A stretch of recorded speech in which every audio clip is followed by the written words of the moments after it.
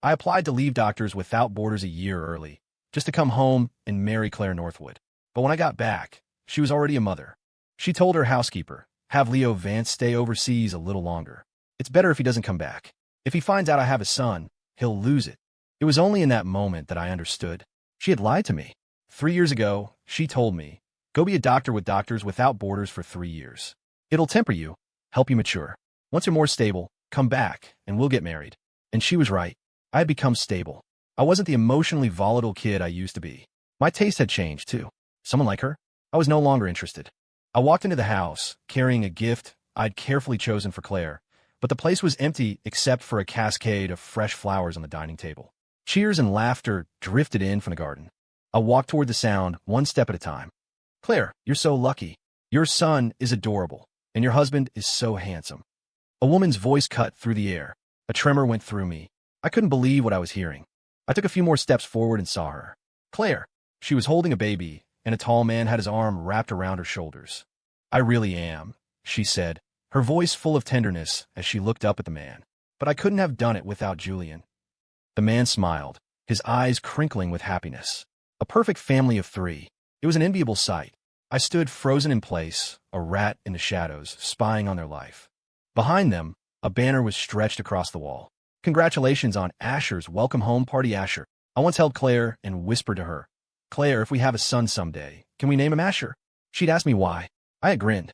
Asher means blessed. I want our child to have a blessed life every single year. And now, her child with another man had that name, and his last name was Cross. Hey, Claire, one of her friends asked, isn't Leo Vance due back soon? Aren't you worried he's going to flip out when he sees your mom? Claire gently stroked the baby's cheek. I'd almost forgotten about him until you mentioned it. She immediately pulled out her phone and made a call.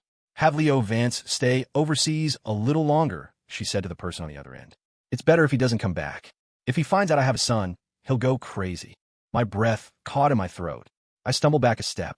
Joining Doctors Without Borders had been Claire's idea 3 years ago. She thought my personality was too explosive, that I was too quick to anger, that I went insane any time I saw her with another man.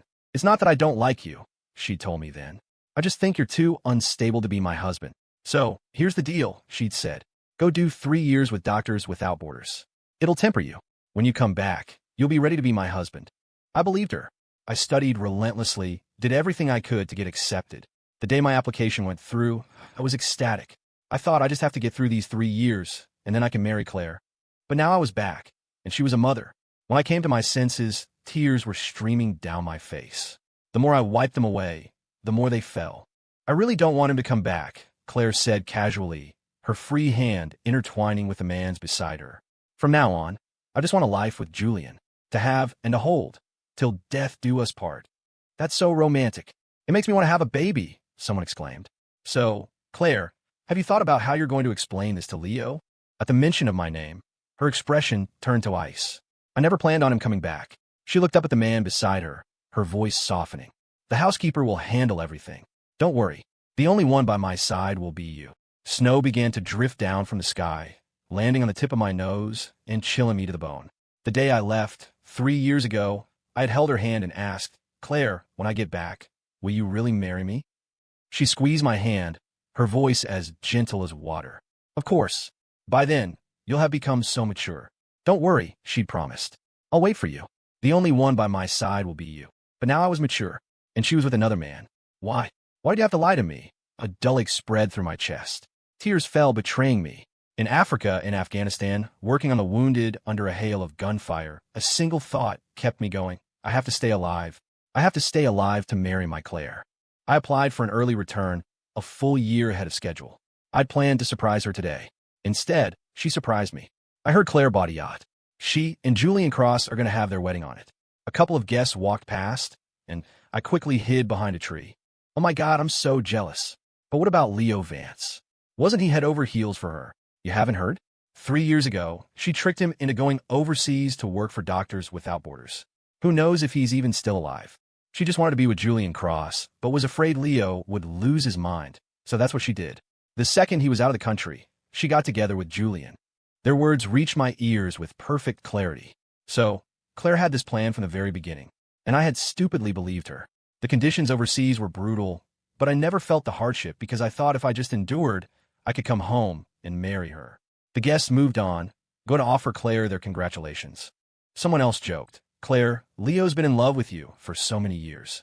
Are you really okay with letting him suffer in those conditions overseas?" Claire didn't even look up, her gaze fixed on her son. "He loves me. That doesn't mean I love him. If my dad wasn't so fond of him, since he basically raised him, I would have cut ties with him years ago. And you all know, he's 7 years younger than me. There's no way I could be into him. He's the one who's been chasing me all these years." I was 16, a sophomore in high school. Claire was already 23, a college graduate. She came from a wealthy family. She was beautiful, and she was always surrounded by guys. She never lacked for admirers. And every time I would get jealous, I'd find her and say, "Claire, can you please not be so close with other guys?" Back then, Claire would just laugh and ruffle my hair. "Whatever you say, Leo." The teenage Leo Vance thought that was love. So I did everything I could to get closer to her, to learn her hobbies, to mold myself into the person she would want. On my 21st birthday, I put on a tailored suit for the first time, styled my hair perfectly, and even wore the cologne she liked. At the party, some heirs started talking to me, just a few words. Claire dragged me into the hallway, stood on her toes, and kissed me. Her eyes, clear and bright under her bangs, stared into mine. "You're mine," she said. From the very beginning, she was the one who gave me hope. In every way, she acted like she was deeply in love with me. But now, she was telling everyone I was the one chasing her. Disappointed, I walked away. By the time I reached the front gate, I couldn't hold it in any longer. I broke down, sobbing. My hand trembled as I took out my phone and opened iMessage. The last message was from her. "Happy birthday, Leo." At the time, I was in the middle of saving a pregnant woman, covered in blood, having been awake for over 24 hours. But seeing her message filled me with a new surge of energy. I wiped my tears and hit the call button. "Leo, what's up?" On the other end, Claire's voice was as gentle as ever. She must have found a quiet place to take the call, because it rang for a long time before she picked up. I wanted to speak, but the image of her holding a baby, standing next to another man, filled my mind. "Leo?" she said again. She had always called me Leo. I used to love it. Now, the sound of it made me sick. "Claire, I'm home." If you listened closely, you could hear the slight tremor in my voice. But Claire didn't notice anything was wrong. She paused for 2 seconds, then said, "What? You're back. Where are you? I'll come pick you up." The truth is, my world had already shattered when I saw that scene in the garden. But now, she was acting so gentle, so caring. "I'm at the front door," I said softly. This was the condo Claire had bought for me on my 18th birthday. She told me then, "No matter who you end up with, Leo, this place will always be yours. Anyone connected to me, to the Northwood family, has to have a solid foundation." But now, she was living here with another man, and they had a child together. When Claire came out, I had already composed myself. She walked towards me, step by step through the snow, her eyes filled with a look of deep concern. When she reached me, she threw herself into my arms, her warm breath ghosting across my ear. "Leo, it's been 3 years. You've gotten thinner." A peachy fragrance filled my senses. Her scent had changed. It used to be a light, clean scent of tea. I was repulsed by her touch. I shoved her away. Her pupils contracted for a second, and then she smiled. "Looks like our Leo is all grown up. He knows about personal space now. But I'm your future wife. Don't be so distant, okay?" She used to be a beacon of light in my life. I say that because when I first came to live with the Northwoods, I was painfully shy. I was bullied constantly at school. One time, they cornered me in an alley after school and started beating me up. It was Claire who appeared out of nowhere. She pulled up in a Maybach, trapping them against the wall. She got out of the car and pulled me behind her. I'll never forget the coldness in her voice as she told those guys, "Leo Vance is my person. If any of you ever dare to touch him again, I won't let you off easy." But now this woman felt like a complete stranger. She had the exact same face, but I no longer felt the heart-pounding connection I once did. Claire reached out to touch my face. I saw the ring on her 4th finger. That finger used to be bare. "I'm tired. Can I just go inside and rest?" I pulled my gaze away from the ring and focused on her face. Panic flickered in her eyes. Of course, but we have guests today. A friend of mine just had a baby and didn't have a place for the welcome party, so she's using our house. You don't mind, do you? I used to think of her as some kind of goddess. She always showed up, right, when I was being bullied. She was always calm and collected whenever I was sick or hurt. One winter, we went out to buy fireworks, and we saw a couple arguing. The girl had cheated on the guy. Claire had turned to me and said, "Leo, when you look for a girlfriend someday, you need to be smart about it. Find someone modeled after me." "I would never lie to anyone," she'd said. But now her mouth was full of lies. Maybe it's because I really have matured, but I felt no desire to expose her. I wanted to see how long she could keep up the deception. I don't mind. Hearing this, Claire smiled. She tried to take my hand, but I dodged her touch. A flicker of surprise crossed her face, and then she laughed it off, as if reassuring herself. You've gotten so distant with me. It's okay, she added. I'll be here with you. I'll help you go back to the way you were. But I knew in my heart that I could never go back. 3 years ago, she had tricked me into going overseas. I had seen too much death. I had witnessed a child who was smiling at me 1 second become a cold corpse the next. In that moment, I realized I had to learn to cherish time. Because you never know whether tomorrow will come, or if an accident will come first. And now, I had no intention of wasting my time on someone who wasn't worth it. Claire didn't take me to the master bedroom, where I used to sleep. She led me to a guest room. My friend is very conscious of appearances, she explained. She's telling everyone this is her house, so she's temporarily staying in the master.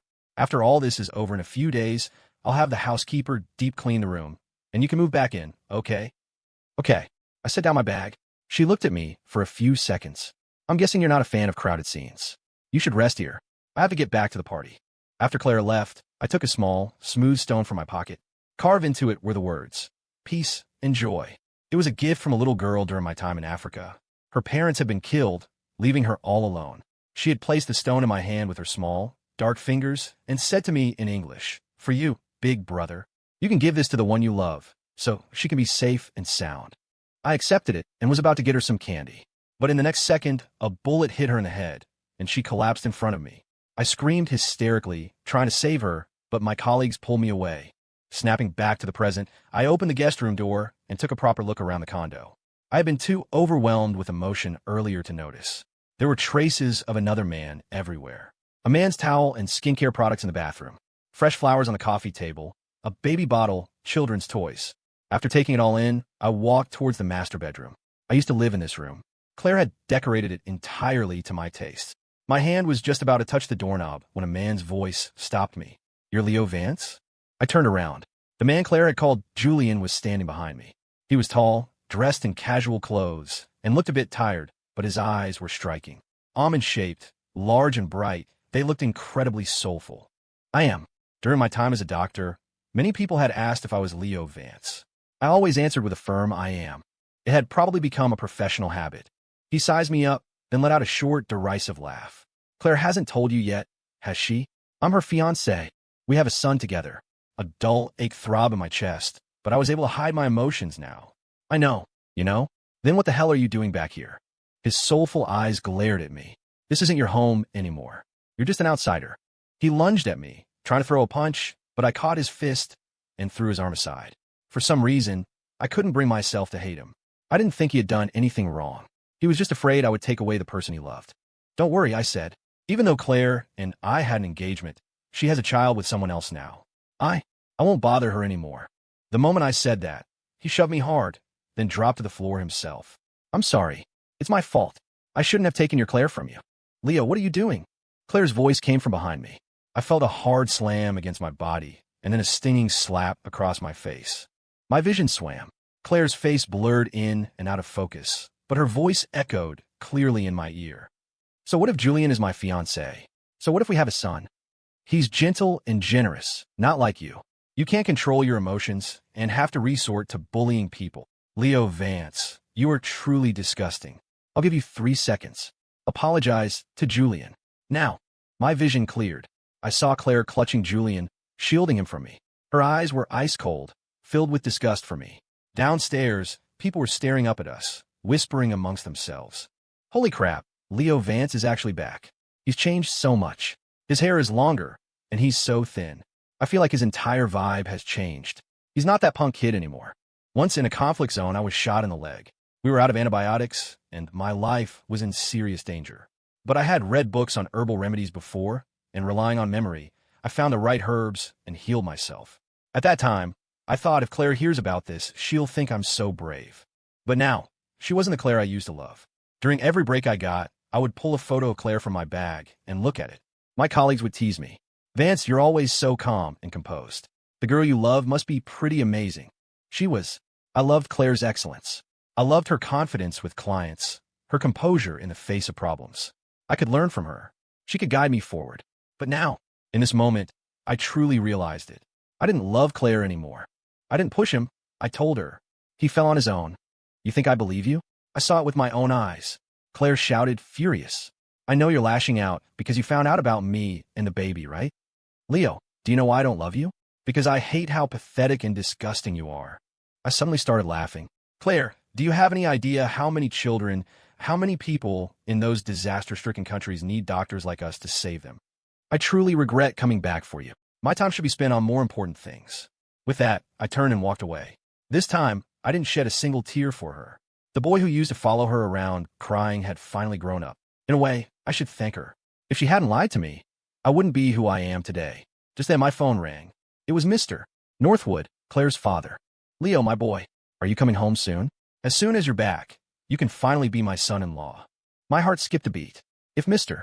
Northwood was saying this, it meant he had no idea that Claire was with someone else. Ahem, cough. He coughed twice on the other end. This old body of mine isn't what it used to be. The only thing I'm waiting for now is to see you two get married. His words made me swallow the truth I was about to tell him. How many years does a person get in a lifetime? I didn't want to make him unhappy, but if I didn't tell him, he would find out sooner or later.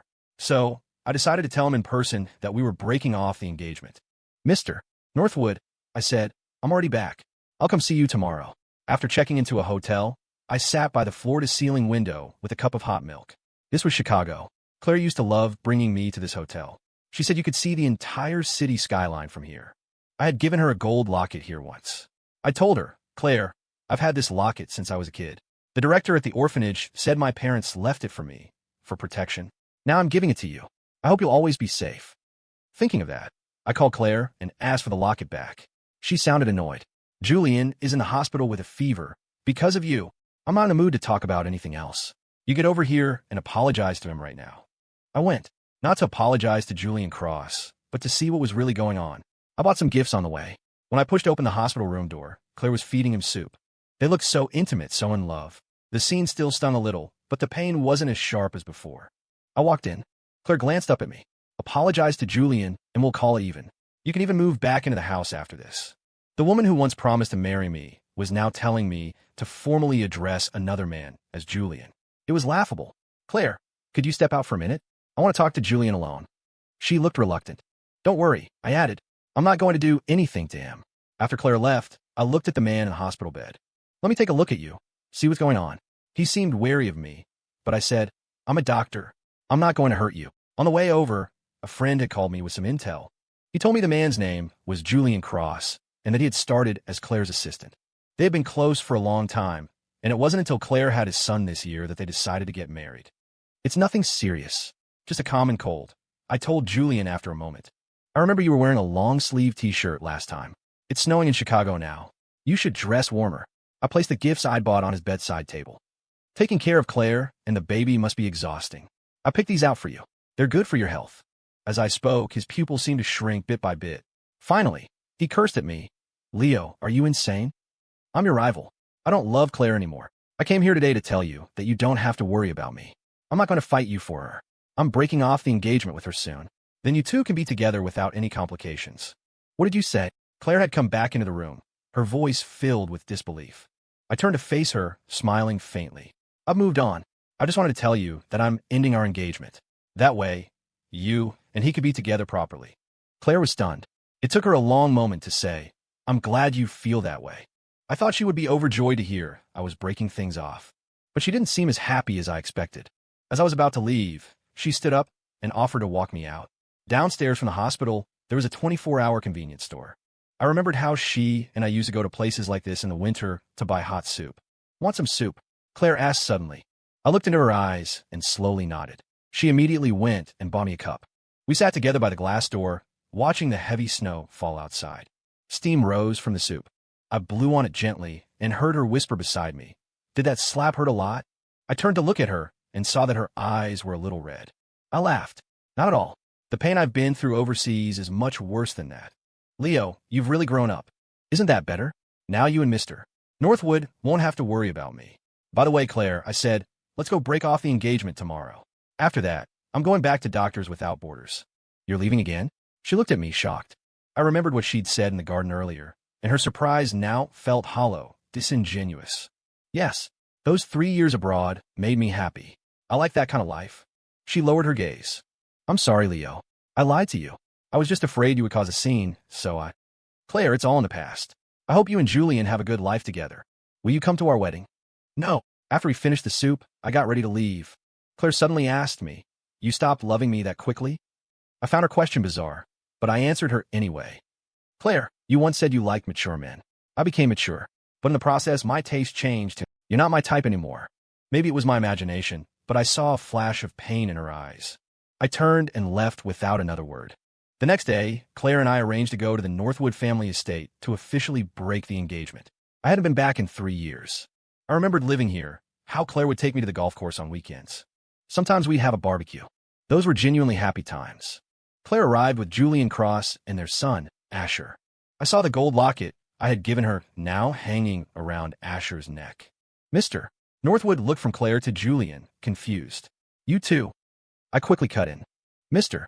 Northwood, I came today to tell you that Claire and I are breaking our engagement. She loves someone else now, and they have a child. Mr. Northwood flew into a rage, grabbing his cane to strike Claire. You wretched girl. How dare you betray Leo? I stopped him, taking hold of the cane. Mr. Northwood, Claire and I have already talked it through. She has someone she loves and a child now, and I don't love her anymore, so we're ending the engagement. Claire was silent the whole time, her eyes fixed on me. Finally, Mr. Northwood sighed. Leo, I'm sorry you've been wronged. Claire will regret this one day, letting a good man like you go. Claire immediately retorted, I won't regret it. After sorting things out with Mr. Northwood, I went to my old room to pack my things. When I finished, I ran into Julian. He was wearing a thick down jacket and fleece-lined pants. The hostility in his eyes was gone. He walked over to me and held out his hand. In his palm was the gold locket. I heard you ask Claire for the locket back. She didn't want to give it to you, so I swiped it. I was surprised. He smiled. Leo Vance, you're a really good man. You won me over. To be honest, I wasn't with Claire because I loved her. I just wanted her money. I want to get out of here, see the world. You made that possible for me, so I'm repaying the favor. I took the locket from him. You're a good man, too. I put the locket in my bag, said goodbye to Mr. Northwood, and prepared to leave. But I found Claire in the garden. She was watering some plants, but they were all withered and dead. She saw me and stopped. Remember this place? You used to tell me you wanted it to be filled with roses. Leo, if you're not in a hurry, you could come to my wedding with Julian. Her words felt strange, disconnected. I checked the time on my phone. I've already booked my flight. I'm not coming back. I paused for a moment, then added, and I don't like roses anymore. I used to like roses because of her. I found out she loved them, so I changed my own preferences. To say I didn't hate Claire would be a lie. I waited for her for 3 years, only to come back and find her with someone else. I hated her because she made me a promise and then broke it. So, before I left, I couldn't bring myself to say the words, I wish you happiness. I rejoined Doctors Without Borders. The application process took 3 months. This time, I was being sent to a small town in Africa to provide medical support. As I was about to depart, I ran into a familiar face. It was Dr. Maya Reed, a classmate from my university days. She was wearing a black tactical jacket and a black baseball cap. She walked right up to me. Long time no see, Leo Vance. I remembered meeting her for the first time at a cat cafe off campus. She was holding a kitten, her eyes red from crying. I asked her what was wrong, but she wouldn't say. I assumed she had lost her own cat, so I bought one for her. Maya, what are you doing here? I asked, surprised. She smiled brightly, revealing a set of perfectly white teeth. It wasn't easy, but I finally got accepted into Doctors Without Borders. From now on, we're colleagues. The journey to the field site in Africa was rough. The vehicle bounced and jolted along the poor roads. Maya handed me a mint. This will help with the motion sickness. I took it. The cool flavor spread through my mouth. She asked me how I'd been lately. I told her everything. I felt there was nothing to hide, including the whole situation with Claire. It was a part of my life experience, not some shameful secret. Besides, after 3 years as a field doctor, I had learned to speak my mind. I was afraid that if I didn't say it now, I might never get another chance. After she heard the story, she gently patted my back. I'll be here with you from now on. I didn't know what she meant by that. It wasn't until we arrived that a colleague told me she had spent 4 years trying to get a position that would allow her to work alongside me. She kept applying, kept pushing, just to get closer. Hearing this, I finally understood Maya's feelings. I was stunned. She had spent 4 years for me. Why would she like me? Claire couldn't stand me. Why would Maya like me? I didn't ask her. I chose to pretend I didn't know anything. That night, I couldn't sleep. I stepped out of my tent to look at the stars. To my surprise, Maya was sitting outside too. When she saw me, she offered me a mint. I told her I didn't eat candy at night. She smiled. Noted. I paused for a second, then sat down next to her. She said, Leo, look at the stars. Don't they look like us right now? We both know exactly where the other is, but we just can't get any closer. I understood what she meant, but I didn't know how to respond. So I changed the subject. The stars are beautiful tonight. Let's take a picture. I took out my phone, and we took a photo together. The first thing she did was ask me to send it to her. After I did, I went back to my tent. I thought about it for a moment, then posted on my Instagram. She wasn't just my colleague. She was my old classmate. Working here, our lives were always on the line. I wanted to document this moment because there was no guarantee we would have time later. The next morning, I got a call from Claire. Who was that woman in your Instagram photo? She demanded. I found it laughable. Why did she have to ask me that? The day I left, I had already severed all ties with her in my heart. Claire, that has nothing to do with you. You. She sounded stunned. Claire, even though we parted on peaceful terms, I still hate you. I said. I hate that you broke your promise. I hate that you lied to me. Please don't contact me again. I hung up and blocked her number. In the days that followed, I was incredibly busy. Maya and I were treating a constant stream of new patients every day. Shelling was a constant threat, but she always seemed to sense it coming, pulling me to cover just in time. One day, I had just finished bandaging an infant's wounds. A short while later, Maya brought the same baby back in. His home had been hit by an artillery strike. A vibrant young life, gone just like that. I couldn't help but let a few tears fall. Maya wrapped her arms around me tightly. She kept whispering in my ear, "Don't cry. I'm here. I will always be with you." I suddenly pushed her away. "Do you love me?" I asked. She froze. "Yes." "Then let's be together." In this war-torn country, I was afraid her feelings would go unspoken forever. I didn't want her to have any regrets, and I didn't want any for myself, either. After all, I had never truly been in a relationship. Hearing my words, she became so emotional that she pulled me into another hug. Almost immediately, word came of more wounded outside. We wiped away our tears and separated to treat different patients. Immersed in the chaotic work, I forgot about Claire. I forgot about everything. My only thought was to save one more person, and then one more. One evening, we finally got a moment of respite. Our colleagues gathered a bouquet of wildflowers for Maya and me. They wanted to hold a wedding ceremony for us. "We're heading to a more dangerous area soon," they said. "We don't want either of you to have any regrets." And so, with countless patients and colleagues as our witnesses, Maya and I had a simple wedding. She stood on her toes and kissed me. "Leo," she said, "I will love you forever." Our colleagues took a picture of us. I posted it on my Instagram, and I gave the gold locket to Maya, hoping it would keep her safe. Just then, I got a call from a friend back home. "You're not going to believe this," he said. On the day Claire and Julian were supposed to get married, neither of them showed up. Julian stole a bunch of her money and skipped town, and Claire just left the country. It's hilarious. I've never seen such a bizarre wedding. I just listened. Then I turned to Maya and said, "Cherish the time we have. Cherish the people around us." Maya and I threw ourselves back into our work. After our wedding, I rarely saw her. She was working on one side of the camp, and I was on the opposite. One day, after finishing a long shift, I was drenched in sweat. As I reached for some water, I saw someone I never expected to see. Claire. She was here. I had no idea how she'd found me. The moment I saw her, I told her to get lost. I didn't want to see her. I didn't want her disrupting my life. She held out her hand. "You stole my gold locket. Give it back." I laughed. It was mine to begin with. I have every right to take it back. I turned to leave, but she grabbed my arm. "Leo Vance, you don't take back something you've given someone. Give it back to me. Now, the locket doesn't belong to you anymore." Just as I said that, more wounded were brought in. I rushed to help. Claire just stood there watching. In the chaos, I yelled at her, "Go get me the hemostatic agents. Hurry." When things finally calmed down, I took Claire to a relatively safe area. Some things needed to be said, clearly. She looked at me, and her eyes held a strange hint of admiration. "Leo, you've really grown up. You don't need to rely on me anymore. Watching you save those patients just now. You were incredible. It seems sending you to Doctors Without Borders was the right decision after all. Claire, do you really think you get the credit for this?" I stared at her. I grew up because I persevered on my own. 3 years ago, I was a fresh graduate, a naive kid who knew nothing. When I first started, I couldn't adapt. Every day, I watched hundreds, thousands of people die in front of me. I had to control my own mental state to save others. I broke down and cried every single night, but I told myself to endure. Just 3 years, and then I could go home. But when I got home, I found you with someone else. And you even ordered your housekeeper to keep me from coming back. Hearing my words, she stood there, utterly frozen. A look of shock filled her eyes. I was wrong. Before, I thought you were so much younger than me, that we weren't right for each other. So I forced myself to be with someone else. But after I was with him, I realized the person I love is you. I can't stop myself from loving you. Leo, come back with me. Don't stay here. It's too dangerous. I sneered. A little late to be worried about the danger, isn't it? Where was this concern before? Claire, the biggest regret of my life was falling in love with you. But thankfully, I don't love you anymore. I have a better woman by my side. We're already married. What did you say? Her face was a mask of shock. How could you possibly have time for romance here? You must be lying to me. She is my partner in this fight, and she is the woman I love deeply. She guides me forward and gives me a sense of peace in this war-torn place.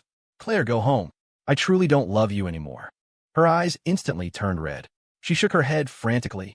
No, impossible. Impossible. I walked away without looking back. Every minute, every second here was precious. I wasn't going to waste any more of it on her. The next day, Maya and I met up. We were being transferred to a new location. There was a smudge of dirt on her face, and I smiled as I wiped it clean. You look like a little stray cat. Just as I said it, Claire emerged from a nearby tent, her face etched with pain. Leo, didn't you used to love me? Maya recognized her. She immediately pulled me behind her. Ms. Northwood, Leo is my husband. You're not worthy of him. Claire spat. Leo is mine. He's loved me since he was a teenager. We were supposed to get married. And did you marry him? Maya's question silenced her. Maya pressed on. The truth is, you're the one who isn't worthy of Leo. You couldn't even be honest with your own heart. That makes you a coward. Now, Leo doesn't belong to you anymore. I looked at Claire and smiled. Claire, go home. We're completely over. No, that's not right. We never even started, so there's nothing to be over. Let's just say, you can stop pursuing me. I don't love you. The only person I love is Maya Reed. I loved Claire for 10 years. If I hadn't become a doctor without borders, I probably would have spent my whole life obsessed with her. I am grateful that I endured, and I'm grateful that she lied to me. 3 years later, Maya and I left the organization. In those 3 years, we saved countless lives. We were both injured many times. Once, a shell exploded near her. She almost died. In that moment, I swore an oath. 3 more years. If we were both still alive after 3 years, we would quit. Life was too long, and we deserved to have one of our own. We settled in a city that was warm year-round and officially registered our marriage. From time to time, I scroll through my Instagram. It was the first picture we ever took together, and the photos from our wedding in Africa. I will forever cherish those beautiful memories. Claire Northwood's epilogue. On my way out of Africa, I met a little girl. She was playing with a small, smooth stone on which was carved, peace and joy. I was shocked because I had secretly seen that same stone in Leo Vance's luggage. The day I slapped him, he had come to the hospital, so I had someone go to his hotel room. That's when they found the stone. I asked the little girl where she got it. She said, a big brother gave it to me. He said he wished me peace and joy. Did he say where the stone came from? He did. He said another little girl gave it to him. He was going to give it to the person he loved, but he said that person's heart had changed. Her words struck me like a knife to the chest. So, all that time, Leo had been thinking about being with me. And what was I doing? I remembered. I was with Julian Cross. I had his child. I told him I loved him, that I was willing to have his children. Julian left me a letter on the day he disappeared. He only wrote one sentence. Claire, you fool. You lost a truly, truly good man. And I'm not talking about me. I'm talking about Leo Vance. He loved you so much, he was so good, and you betrayed him. Thinking of this, I broke down and sobbed. Suddenly, a shell landed nearby. I lost both my legs. When I woke up, I was back in the States. My father looked at me with cold eyes. You were the one who didn't want Leo. Now you go chasing after him. See? Even God is punishing you. I looked down at my own empty pant legs in despair. Arg. I couldn't accept it. I couldn't accept any of it. Leo used to love me so much. He was always following me around like a puppy. Claire, I want some soup. Claire, I love you. The truth is, I regretted it the moment he came home. When I saw him, I couldn't control my own heart. All I could do was pretend not to love him. When I heard he wanted to break our engagement, I was devastated, but I couldn't let it show.